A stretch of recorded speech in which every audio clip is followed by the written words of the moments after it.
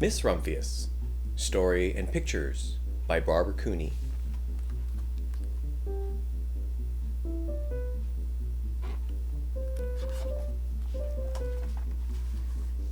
The Lupine Lady lives in a small house overlooking the sea.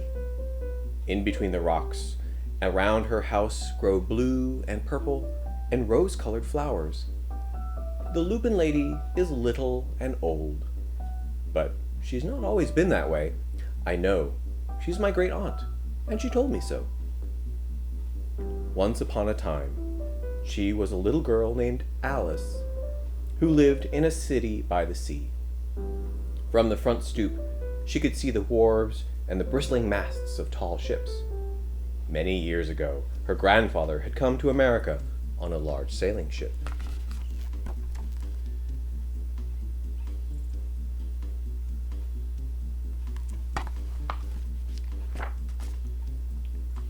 Now he worked in the shop at the bottom of the house, making figureheads for the prows of ships and carving Indians out of wood to put in front of cigar stores. For Alice's grandfather was an artist.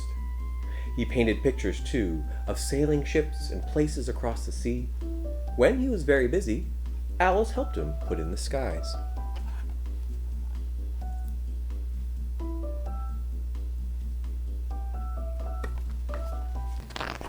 In the evening, Alice sat on her grandfather's knee and listened to his stories of faraway places.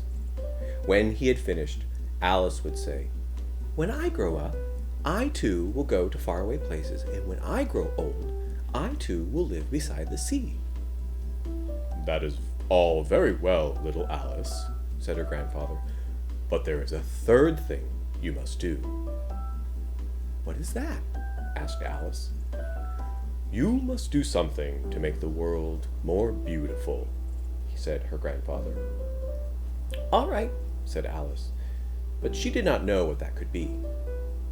In the meantime, Alice got up and washed her face and ate her porridge for breakfast. She went to school and came home and did her homework. And pretty soon, she was grown up.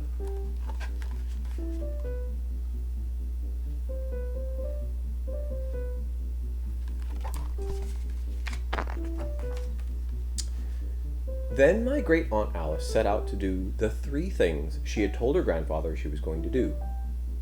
She left home and went to live in another city far from the sea and the salt air. There she worked in a library, dusting books and keeping them from getting mixed up, and helping people find the ones they wanted. Some of the books told her about faraway places. People called her Miss Rumphius now.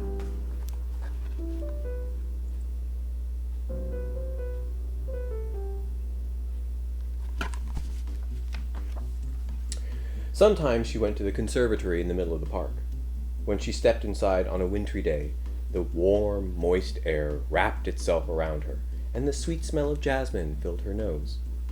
"This is almost like a tropical isle," said Miss Rumphius, "but not quite."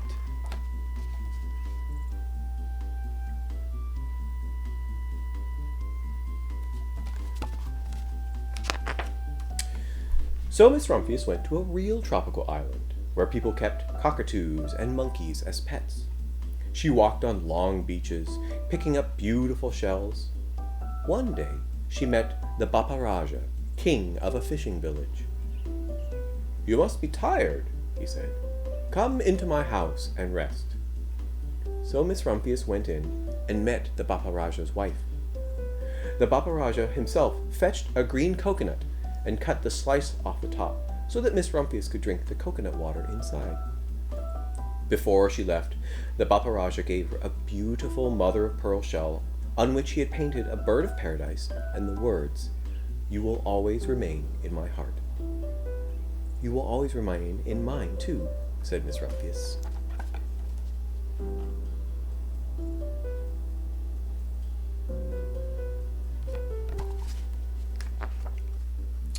My great aunt Alice climbed tall mountains where snow never melted. She went through jungles and across deserts. She saw lions playing and kangaroos jumping. And everywhere she made friends she would never forget. Finally, she came to the land of the lotus eaters. and there, getting off a camel, she hurt her back. "What a foolish thing to do," said Miss Rumphius. "Well, I have certainly seen faraway places. Maybe it is time to find my place by the sea." And it was, and she did.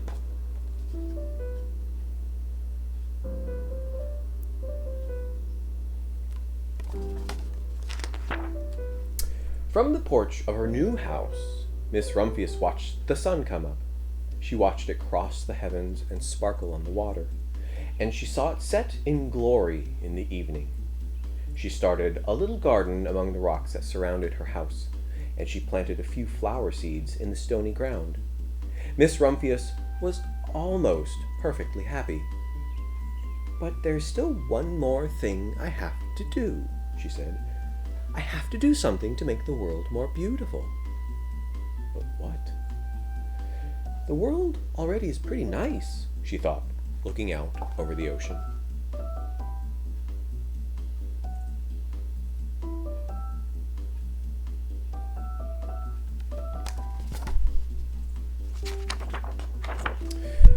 The next spring, Miss Rumphius was not very well.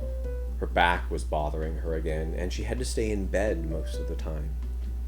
The flowers she had planted the summer before had come up and bloomed in spite of the stony ground. She could see it from her bedroom window, blue and purple and rose-colored. "Lupins," Miss Rumphius said with satisfaction. "I have always loved lupins the best.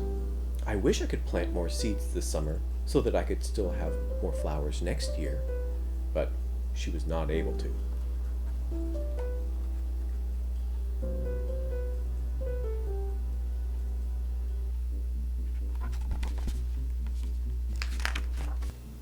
After a hard winter, spring came. Miss Rumphius was feeling much better. Now she could take walks again. One afternoon she started to go up and over the hill where she had not been in a long time. "I don't believe my eyes," she cried when she got to the top, for there on the other side of the hill was a large patch of blue and purple and rose-colored lupins. "It was the wind," she said as she knelt in delight. "It was the wind that brought the seeds from my garden here, and the birds must have helped." Then Miss Rumphius had a wonderful idea.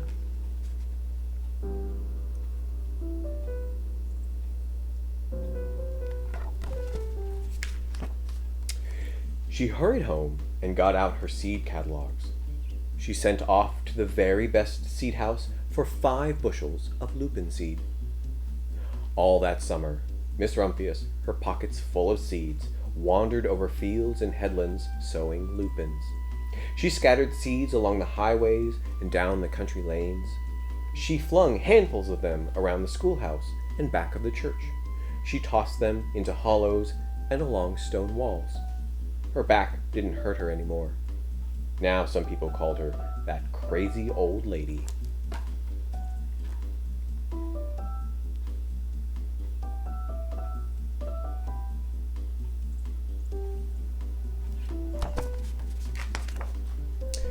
The next spring, there were lupins everywhere. Fields and hillsides were covered with blue and purple and rose-colored flowers. They bloomed along the highways and down the lanes. Bright patches lay around the schoolhouse and back of the church. Down in the hollows and along the stone walls grew the beautiful flowers. Miss Rumphius had done the third, the most difficult thing of all.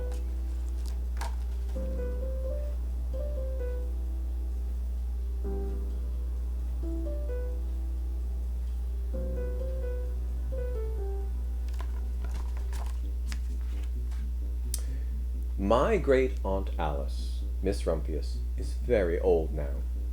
Her hair is very white. Every year there are more and more lupins. Now they call her the Lupine Lady. Sometimes my friends stand with me outside her gate, curious to see the old lady who planted the field of lupins. When she invites us in, they come slowly.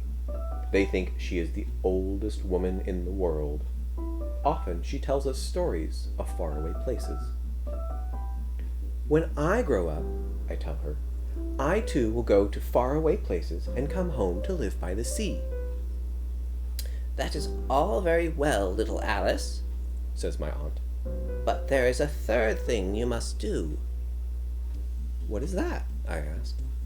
You must do something to make the world more beautiful. All right, I say.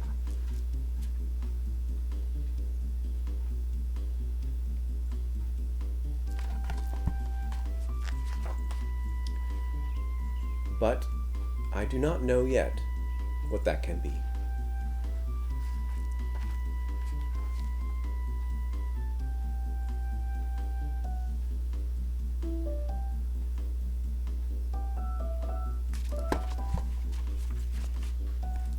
The end.